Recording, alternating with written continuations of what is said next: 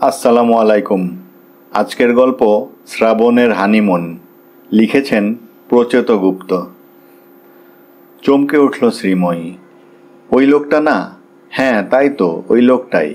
অন্ধকারে মনে হচ্ছে মানুষ নয়, মানুষের ছায়া বসে আছে। ছায়াটা সামান্য নড়ছে।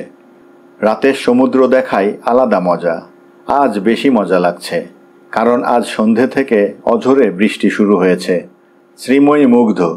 তার মাথা নীলাদ্রির বাঁ কাঁধের ওপর। ঘরের ঝলমলে আলো নিভিয়ে নরম আলো জ্বালানো হয়েছে। আলোর শেডটা দেখতে ঝিনুকের মতো। মনে হচ্ছে ভেতরের মুক্ত থেকে আলো আসছে। খুব সুন্দর। সোফার ঠিক সামনেই কাচের বিরাট জানালা। জানলার মুখোমুখি কিছুক্ষণ বসে থাকলে মনে হয় ঘর নয়, এটাও সমুদ্র। শ্রীময়ীর মনে হচ্ছে চারতলার এই হানিমুন সুইট থেকে অন্ধকার সমুদ্রে বৃষ্টি দেখা তার জীবনের শ্রেষ্ঠ ঘটনা। ভাগ্যিস তার বিয়ে শ্রাবণ মাসে হয়েছে, নইলে এই অভিজ্ঞতা থেকে সে নিশ্চয় বঞ্চিত হতো। চমৎকার এই হানিমুন সুইট পাওয়াটাও একটা ভাগ্যের ব্যাপার। এই হোটেলে মাত্র দুটো এরকম সুইট আছে, চারতলার ওপর। হোটেলের ভিড় হট্টগোল থেকে দূরে। ইন্টারকমে না ডাকলে বেয়ারারাও কখনো উপরে ওঠে না। নীলাদ্রি কলকাতা থেকে ঘর বুক করে এসেছে। হানিমুনের দুদিন কেটেছে মোটে। শ্রীময়ী সিদ্ধান্ত নিয়েছে, তার যদি মেয়ে হয়, মেয়ের বিয়ে সেই শ্রাবণ মাসেই দেবে। মেয়ে যদি আপত্তি করে শুনবে না, বলবে একটা বিশেষ কারণে তার বিয়ে শ্রাবণে ঠিক করা হয়েছে। কি কারণ মা? কারণ বলা যাবে না, পরে নিজেই জানতে পারবে, সত্যি জানতে পারবে। মেয়েও তার মতো হানিমুনের সময় সমুদ্রে বৃষ্টি দেখতে পাবে। নীলাদ্রি স্ত্রীর থুতনি ধরে নিজের দিকে ফেরাতে চায়। শ্রীময়ী মুখ ঘোরায় এবং তখনই পাশের বারান্দায় চোখ পড়ে। চমকে উঠল শ্রীময়ী। দ্রুত নীলাদ্রির কাঁধ থেকে মাথা তুলে ফিসফিস করে বলল, এই দেখো দেখো, ওই যে লোকটা। নীলাদ্রি শ্রীময়ীর মুখের কাছে ঠোঁট নামিয়ে বলল, কোন লোকটা সোনা? এখানে কোনো লোক নেই। এখানে শুধু তুমি আর আমি আর তুমি। শ্রীময়ী সোজা হয়ে বসেছে। হাত দিয়ে নীলাদ্রির মুখ সরিয়ে চাপা গলায় বলল, আহ দেখো না, ওই যে লোকটা বারান্দায় বসে আছে। অনিচ্ছা সত্ত্বেও নীলাদ্রি ঘাড় ঘুরিয়ে দেখল। সত্যি লোকটা বারান্দায় বসে আছে। বসে বসে ভিজছে বৃষ্টিতে। শুধু সুইট নয়, হানিমুন সুইটের লাগোয়া বারান্দাগুলোও দারুণ। এক টুকরো ছাদের মতো, চারপাশে খোলা, মাথাও খোলা। সবসময় মাথার ওপর আকাশ আর সামনে সমুদ্র। ফাঁকা বারান্দায় লোকটা বসে আছে চেয়ারে। অন্ধকার আর বৃষ্টিতে খানিকটা অস্পষ্ট, খানিকটা আবছা। সামান্য ঝুঁকে আছে সামনের দিকে, যেন উল্টো দিকে বসে থাকা কারো সঙ্গে কথা বলছে। কার সঙ্গে কথা বলছে? নীলাদ্রি ভালো করে দেখল, কই আর কেউ নেই তো। লোকটা যে একটু কুঁজো আগেই খেয়াল করেছে নীলাদ্রি। আজ বিকেলে যখন শ্রীময়ী আর ও সি বিচে যাচ্ছিল, তখন হোটেলের লাউঞ্জে দেখেছে, ঝুঁকে হাঁটছিল। শ্রীময়ী নীলাদ্রির কনুইতে চিমটি কেটে বলল, দেখো দেখো, ওই লোকটার কথাই বলছিল। নীলাদ্রি অবাক হয়ে বলল, কে বলছিল? শ্রীময়ী বলল, হোটেলের ঘর পরিষ্কার করতে যে ছেলেটা আসে সে। তুমি যখন সিগারেট আনতে নিচে গিয়েছিলে। এই জানো, লোকটা না খুব অদ্ভুত। ঘটনা শুনলে অবাক হয়ে যাবে। শ্রীময়ীর গলায় গল্প বলার উৎসাহ। নীলাদ্রি হাত নেড়ে বলল, সরি শ্রীময়ী, হানিমুনে এসে অন্য পুরুষ মানুষের ঘটনা শুনে অবাক হতে পারবো না। প্লিজ স্টপ করো। শ্রীময়ী স্টপ হলো না। অন্যমনস্ক গলায় বলল, প্রতি বছরই লোকটা এখানে আসবে একবার করে, এই হোটেলে উঠবে। টানা 12-13 বছর নাকি একই কাণ্ড করছে, ভাবতে পারো। 12 ইয়ার্স। নীলাদ্রি বিরক্ত হয়ে বলল, ও শ্রীময়ী, বাড়াবাড়ি করো না। জায়গা ভালো লেগেছে, হোটেল ভালো লেগেছে, তাই আসে। এতে অদ্ভুতের কি দেখলে? অনেকেরই এই ব্যাড হ্যাবিট আছে, এক জায়গায় 100 বার ঘুরবে। আমার বড় মামা মনে হয় 250 বার দেওঘর গেছেন, এক হলিডে হোমে উঠেছেন। হলিডে হোম ভেঙে চুরে গেছে, তাও ওঠা চাই। বুড়োটে মার্কা চিন্তা। এরপর গলা নরম করে নীলাদ্রি বলে, আজ কিন্তু বেশিক্ষণ বাইরে থাকবো না, তাড়াতাড়ি হলে ফিরতে হবে। আমার অন্য প্ল্যান আছে। কি প্ল্যান? ম্যারাথন আদরের প্ল্যান। গিনেস বুকে আদর সংক্রান্ত যত রেকর্ড আছে আজ সব ভেঙে ফেলবো ঠিক করেছি, হা হা। নীলাদ্রি গলা খুলে হাসলেও শ্রীময়ী হাসল না। চুপ করে বালির ওপর দিয়ে হাঁটতে লাগলো। নীলাদ্রি আর চোখে তাকিয়ে ভুরু কুঁচকে বলল, কি হলো, কি ভাবছ? শ্রীময়ী প্রশ্নের জবাব না দিয়ে বলল, অদ্ভুত লোকটা প্রতিবারই 4 তলার ওই হানিমুন স্যুটটাই নেয়। আমরা যেখানে আছি তার পাশেরটাই।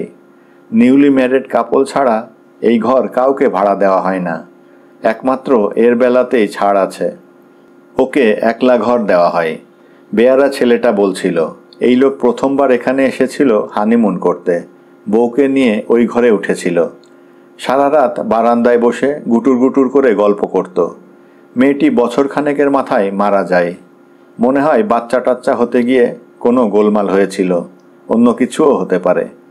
তারপর থেকে লোকটা প্রতি বছর নিয়ম করে একা একা আসে নিজের সেই হানিমুনের তারিখ মিলিয়ে।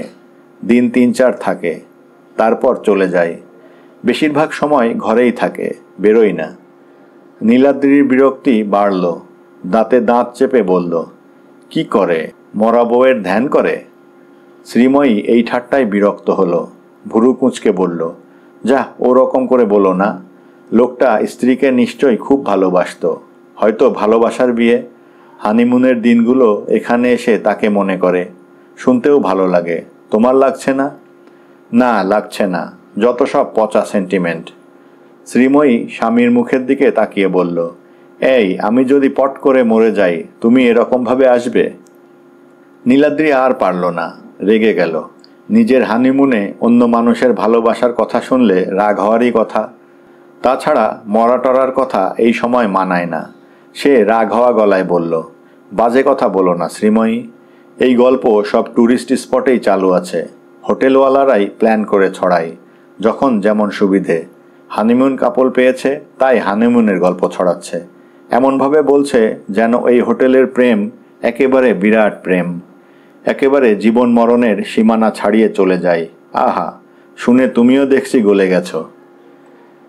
স্বামীর ঠাট্টা যুক্তি কোনোটাই শ্রীময়ীর পছন্দ হলো না। বলল, লোকটা যে বছর বছর আসে সেটা তো সত্যি। নীলাদ্রি ঝাঁঝিয়ে বলল, সত্যি কি না তুমি জানলে কি করে? হোটেলের রেজিস্টার দেখেছ? 12 বছরের খাতা। আর যদি আসে তাহলে বলবো হয় পাগল, না হয় অন্য ধান্দা আছে। যত সব বাড়াবাড়ি। অন্য কি ধান্দা? আমি জানি না, তুমি পারলে ওই প্রেমিক পুরুষকে জিজ্ঞেস করে নিও। শ্রীময়ী একটু চুপ করে থেকে ভ্রু কুঁচকে বলল, তুমি রাগ করছো কেন? একটা লোক তার বউকে বাড়াবাড়ি ধরনের ভালোবাসে শুনলে রাগ করার কি আছে? নীলাদ্রি ফোঁস করে নিঃশ্বাস ফেলে বলে, জ্যান্ত বউ নয়, মরা বউকে ভালোবাসে। চত্ব সব ফালতু। চলো এবার ফিরে যাই।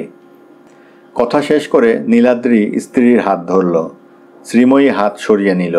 তার হাতের চুড়িগুলো বেজে উঠল রিন রিন করে। আজ সে ড্রেসের সঙ্গে লাল মিলিয়ে হাত ভর্তি চুড়ি পরেছে। সমুদ্রের দিকে মুখ ঘুরিয়ে শ্রীময়ী বলল, না, এখন যাব না, অন্ধকার নামুক। ওরা যখন ফিরল তখন অন্ধকারের সঙ্গে অল্প অল্প বৃষ্টি নেমেছে। সেই বৃষ্টি ক্রমশ বাড়ছে। নীলাদ্রির অস্বস্তি হচ্ছে। এই ভর সন্ধেতে একটা মাঝবয়সী মানুষ একা একা বারান্দায় বসে ভিজছে দেখলে অস্বস্তি হওয়ারই কথা। শুধু ভিজছে না, ফাঁকা বারান্দায় হাত নেড়ে নেড়ে গল্পও করছে। কার সঙ্গে গল্প করছে? মরা বউয়ের সঙ্গে। কথাটা ভেবে বুকটা একটু যেন ছ্যাদ করে উঠল। নিজেকে সামলাতে শ্রীময়ের মুখটা দুহাতে ধরল সে। গালে ঠোঁট ছোঁয়ালো হালকাভাবে। শ্রীময়ী ফিসফিস করে বলল, জানালার পর্দা টেনে দাও। নীলাদ্রি কানের কাছে মুখ নিয়ে গিয়ে বলল, পাগলটা দেখতে পাবে না, বারান্দা থেকে ঘরের ভেতর দেখা যায় না। শ্রীময়ী একটু সরে গিয়ে বলল, তাও টেনে দাও, আমার কেমন যেন লাগছে। উঠে গিয়ে পর্দা টানল নীলাদ্রি। টানার সময় উঁকি মেরে দেখল লোকটা নেই, উঠে গেছে। বাঁচা গেল। তবে পাশের ঘরে একটা মাথা গোলমালের মানুষ থাকা ঠিক নয়। কালই ম্যানেজারের সঙ্গে কথা বলতে হবে। সোফায় ফিরে এসে স্ত্রীর জামার বোতাম খুলল। মুখ নামিয়ে দিল সেখানে। নামিয়ে বুঝতে পারল ঠিক জুত হচ্ছে না। শ্রীময়ী সাড়া দিচ্ছে না। এই সময়গুলোতে মেয়েটা সাধারণত আবেশে চুলের মুঠি চেপে ধরে। নীলাদ্রি মুখ তুলে চাপা গলায় বলল, কি হলো? একটা কথা মনে হচ্ছে সকাল থেকে, অন্যমনস্ক গলায় বলল শ্রীময়ী। কি? ভ্রু কোঁচকালো নীলাদ্রি। বউ পাগল লোকটা তো আসে, কিন্তু ওর মরা বউও আসে, ফিসফিস করে বলল শ্রীময়ী। উফ, তুমি দেখছি মাথা থেকে ফালতু জিনিসটা ফেলবে না। ধরো আমি মরে গেলে তুমি এখানে প্রতি বছর আসবে, কিন্তু আমিও কি আসব? উফ, থামবে তুমি? পাগলামি বন্ধ করবে? না, দেখছি কালই হোটেল বদলাতে হবে, নইলে তোমার মাথা থেকে এসব যাবে না। শ্রীময়ী নিচু গলায় বলল, তাই ভালো, কালই হোটেলটা বদলে নাও। নীলাদ্রি স্ত্রীকে জড়িয়ে ধরে বলল, নাও এদিকে সরে এসো তো। শ্রীময়ী জামার বোতাম লাগাতে লাগাতে চাপা গলায় বলল, এখন নয়, রাতে। নীলাদ্রি বুঝল কোথাও একটা সুর কেটেছে, জোর করে লাভ নেই।